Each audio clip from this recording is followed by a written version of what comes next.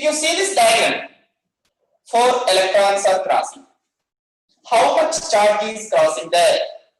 4 into E. Here, 4, 4, 4. So through any cross-sectional area, the amount of charge crossing is constant, that is Q in this particular case. So Q is the amount of charge crossing through any cross-sectional area in certain time T. Then the current flowing through this conductor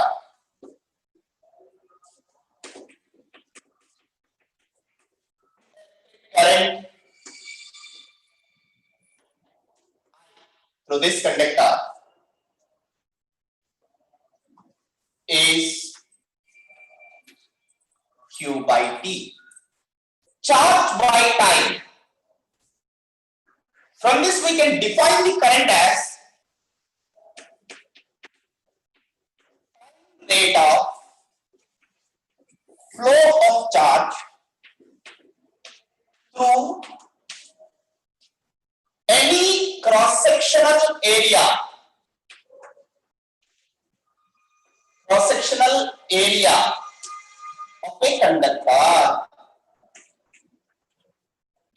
Through any cross-sectional area of a conductor. That is the definition of electric current, right? Q is the amount of charge crossing through any cross-sectional area in time T. Then electric current is Q by T, right? Next.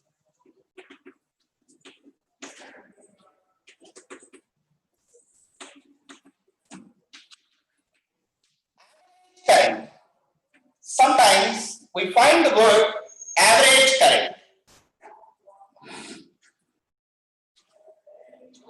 Generally, when the charge flow is steady, two ways.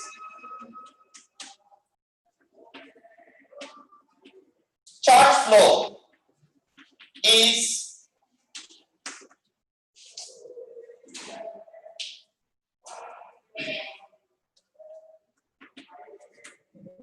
steady.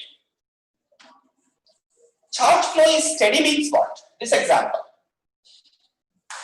4, next 4, next 4. Through any cross-sectional area in a particular interval of time, constant charge is crossing. Here, Q is the amount of charge crossing in particular interval of time T. Whenever you see that same charge in the same interval of time crosses, then average you can take it as Q by T. Simple. If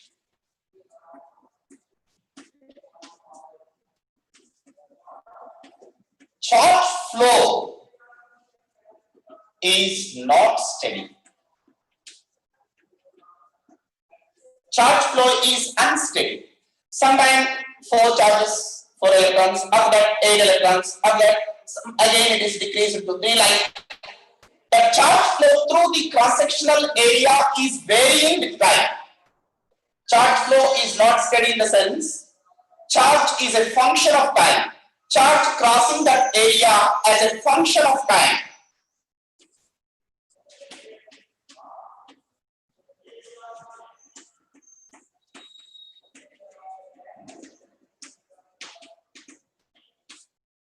Then I average delta Q by delta T. Delta Q by delta T. Remember, I'll tell you an example, then you come to understand. When it is, charge flow is not steady. If charge flow is steady, whenever you calculate it comes as Q. Between any 2 seconds, after 2, after like anywhere if you calculate, this ratio is constant. Steady charge in particular time interval. But here with time Q is varying. In that case, delta Q by delta T. That is average current we call it as. From these two, it is clear that When the flow is steady, average current is considered as current flowing through the conductor, right? Another, see, what is that important point? In a steady flow, steady flow of charge, current through a conductor is equal to average current. Current through a conductor is equal to average current. But the flow is non-steady. You can't say that. It differs, right? Next. Come on, note down.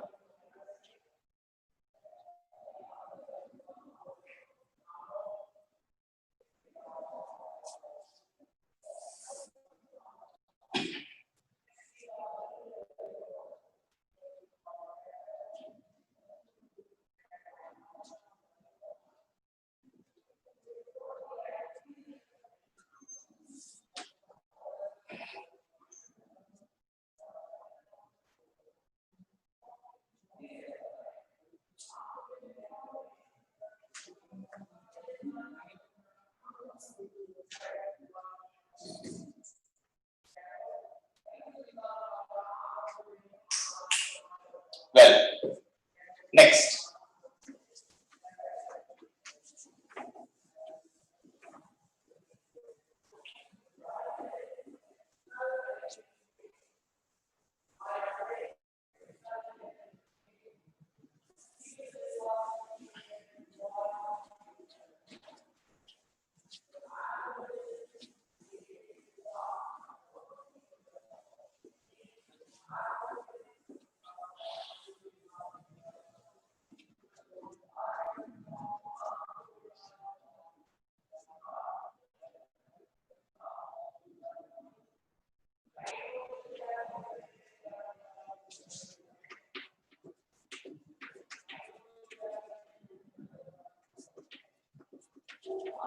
Instantaneous current.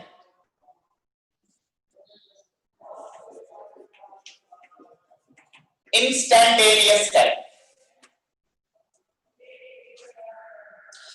That name itself tells you current is flowing continuously in a conductor, whether it is steady or non-steady, at a particular instant of time, at a fraction of time, at that particular instant of time.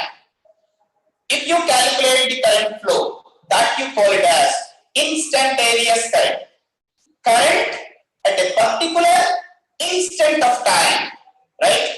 I instantaneous, we call it as I instantaneous. Mathematically, what is limit delta q by delta t, where delta t tends to 0. Delta t tends to 0 means very less interval of time. Very less interval of time. If you calculate the average current, which is equal to instantaneous current, limited to very small interval of time, that is the meaning, delta q by delta. We write it like this. I instantaneous, limit delta q by delta t. For a small change, we write like this, dq by dt. This is instantaneous current, right? One more. In steady flow,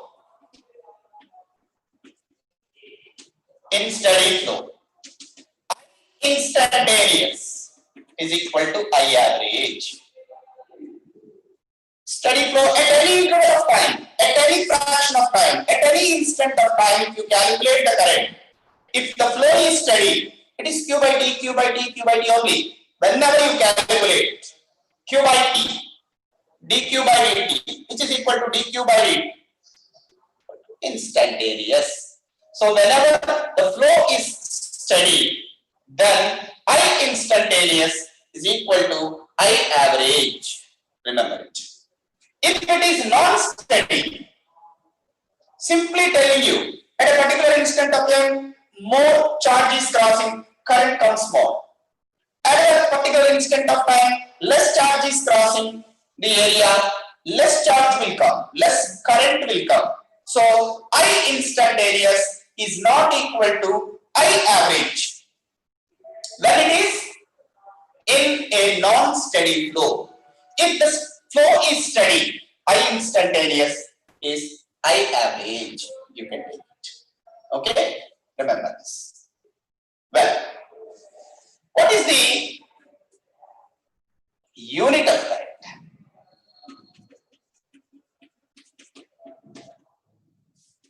SI unit of current. The simplest formula of current is I equal to Q by T, whether it is dQ by dt, Q by T, delta Q by delta T, whatever it may be, Q by T. So what is the unit for Q? Coulomb.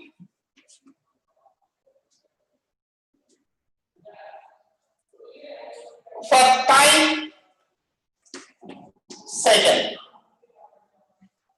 Coulomb per second.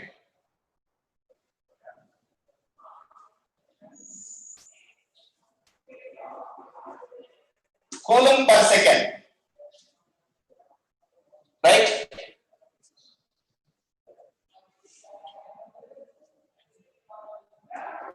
That is in symbolic. We won't use this Coulomb per second. We use a name called ampere. This Coulomb per second called as ampere, name of the scientist. Out of his name it is given. Ampere, right?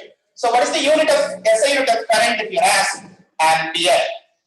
1 ampere. Ampere represented with capital A. So 1 ampere, 1 coulomb by 1 second. 1 coulomb by 1 second, right? How to define ampere? Definition of ampere.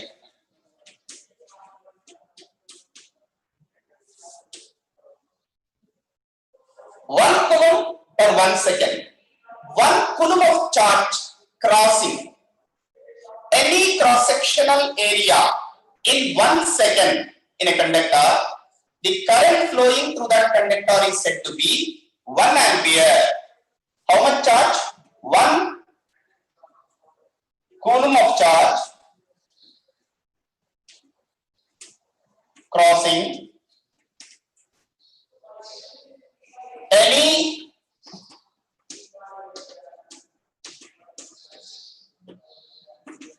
cross-sectional area of a conductor, cross-sectional area in 1 second in a conductor, then current through that conductor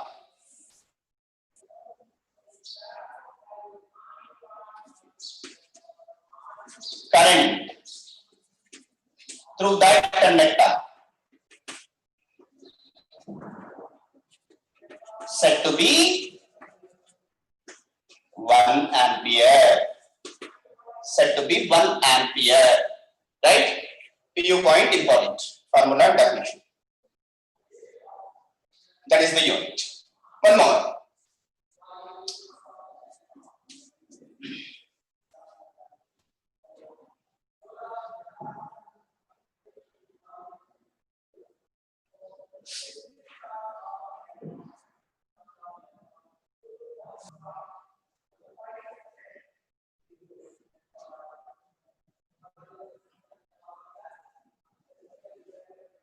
Clear?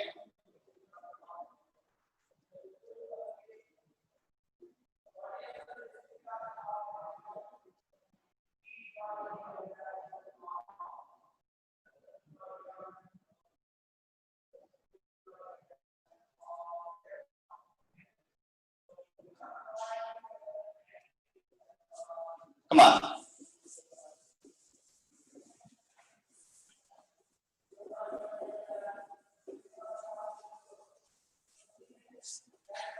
Next. Unit okay, definition okay. Current, is it a vector or a scalar? Current is I is a fundamental quantity.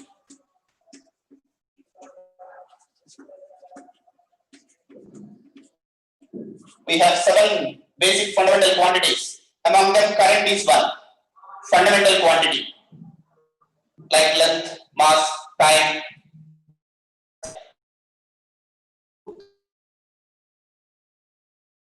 Fundamental physical quantity. And current I is a scalar. Very important. Current is a scalar. If you ask, is it a vector or a scalar? It is a scalar. But one doubt will come. A small doubt will come. When I connect this conductor to the cell battery, current is flowing. Electrons are flowing in this direction. Then current direction in this case,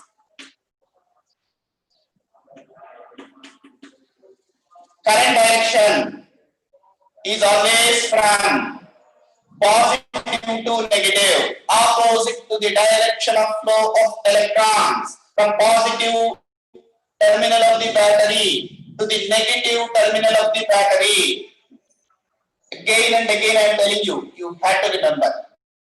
The positive terminal of the battery to the negative terminal of the battery, from the positive potential side to negative potential side, current direction, opposite to the direction of flow of electrons.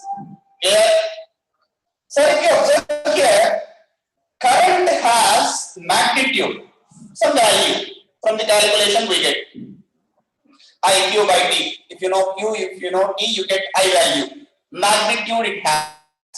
And from this diagram it is clear that current has a particular direction. As current has magnitude as well as direction, even though we are not considering it as a vector, it is a scalar. Why? One of the important question, a regularly asking question in board exams.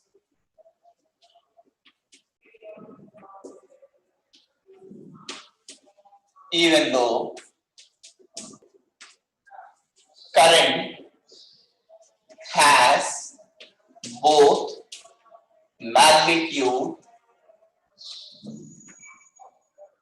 and direction, current has both magnitude and direction, it is not considered as a vector. Why?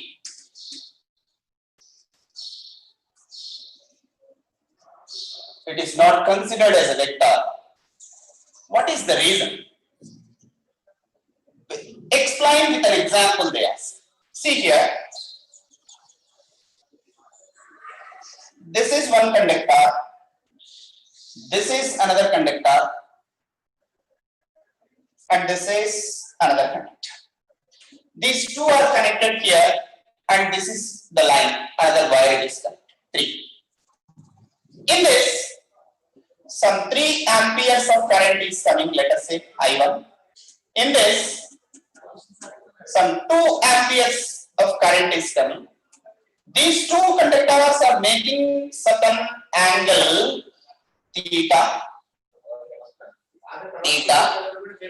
Then what is the net resultant current flowing through this?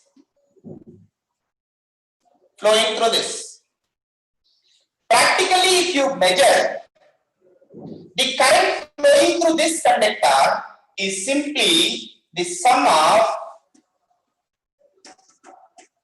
5, this one and this one. 5 means I simply I plus. If it is a vector, if you consider this angle, you have to consider that angle. This formula you have to use. I1 square plus I2 square plus 2I1 I. You get a different, right? Whether these two are like this with angle 60, let an cos 60. But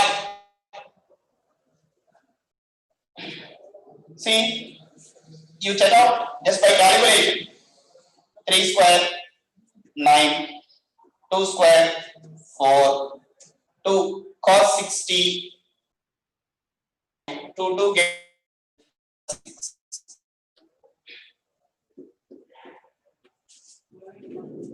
19, right? But this is pi. It is not this value. So means it is not following. It is not following vector addition. Even though it has, it is not following the principle of vector addition. This conclusion. Current does not follow the principle of vector addition. So it is a scalar. That's it. Give an example. Two conductors, when it is connected to another conductor, the current through it is phi. It is 90, right? If it is root 90, we got phi. It is not following vector addition. Means it is not showing the complete property of the vector. It is not showing vector, not following the vector addition property. So it is a scalar, right? Write down.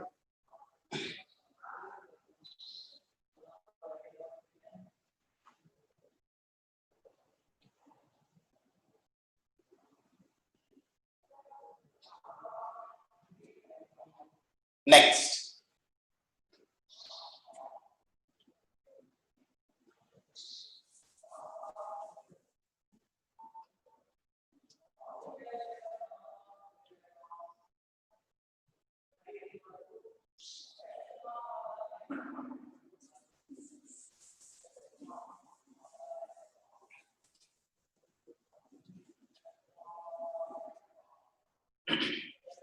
Well,